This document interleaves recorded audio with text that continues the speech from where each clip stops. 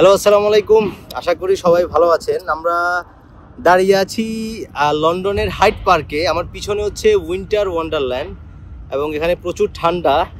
তারপর আমি আপনাদের কিছু কমেন্ট পড়তেছি, আপনাদের কমেন্টগুলো থেকে আমি আসলে ভিডিওগুলো বানানো। সো আজকের ভিডিও এখানেই, চলুন শুরু করি।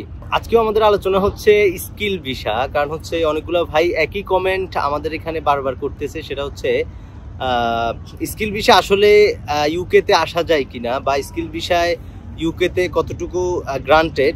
তো এখানে হচ্ছে কি, স্কিল ভিসাটা আসলে সবচেয়ে কমফোর্ট, আপনি যেখানে ইজিলি এসে আপনি কাজ করতে পারবেন এবং আপনার জন্য অনেকগুলো পথ খোলা রয়েছে কাজ করার জন্য। কিন্তু এখন এখানে সবচেয়ে বড় যে বাধা, সেটা হচ্ছে আপনি ভিসাটা পাওয়া। কারণ আমি আমার লাস্ট ভিডিওতে বলছিলাম যে আপনি স্কিল ভিসা হোক, যে বিষয় হোক, আপনাকে অবশ্যই এখানে আইএলটিএস করতে হবে। আইএলটিএস ছাড়া আপনি আসতে পারবেন না। আর স্কিল ভিসার জন্য তো কোনো এডুকেশন কোয়ালিফিকেশন লাগে আসিফ ভাই?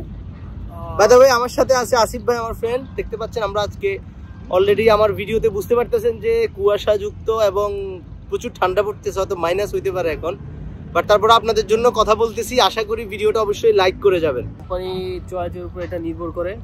এখন কিছু কোম্পানি আছে যে আপনার, যেগুলো অনেক ভালো কোম্পানি, ওরা আপনার সব কিছু যাচাই বাছাই করবে। নাম্বার ওয়ান, ওরা দেখবে যে আপনার কাজে আপনার স্কিল কীরকম, আপনার কি এক্সপিরিয়েন্স আছে কিনা, 3 বছর 5 বছর বা তার চেয়ে বেশি। প্লাস হচ্ছে আপনি যেই স্কিল জবে আসবেন, ওই জবের উপর আপনার কোনো এডুকেশন কোয়ালিফিকেশন বলতে কোনো ডিপ্লোমা সার্টিফিকেট লাইক শেফ অথবা ইলেকট্রিশিয়ান, কোনো পলিটেকনিক ইনস্টিটিউট থেকে যদি আপনার এডুকেশন ব্যাকগ্রাউন্ড থাকে, তাহলে এটা ভালো সাপোর্টিভ।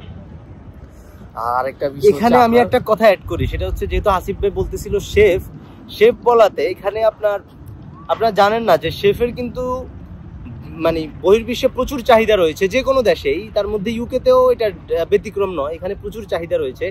তো আপনাকে প্রফেশনাল শেফ হতে হবে, যার জন্য আমি জানি যতটুকু বাংলাদেশে এখন হিউজ পরিমাণে কোর্স চালু রয়েছে। ওই দিন আমি আমার ছোটো ভাইয়ের কথা দেখলাম যে সে ব্রাকের অধীনে কি একটা কোর্স করতেছে শেফের।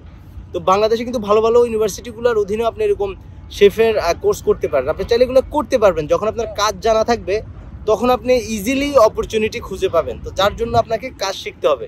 কি বলেন? যেমন এখানে একটা এক্সাম্পল বলা যায়, দেখেছে আপনি শেফের কোর্স করছেন, ভালো কথা, শুধু কোর্স করলেই হবে না।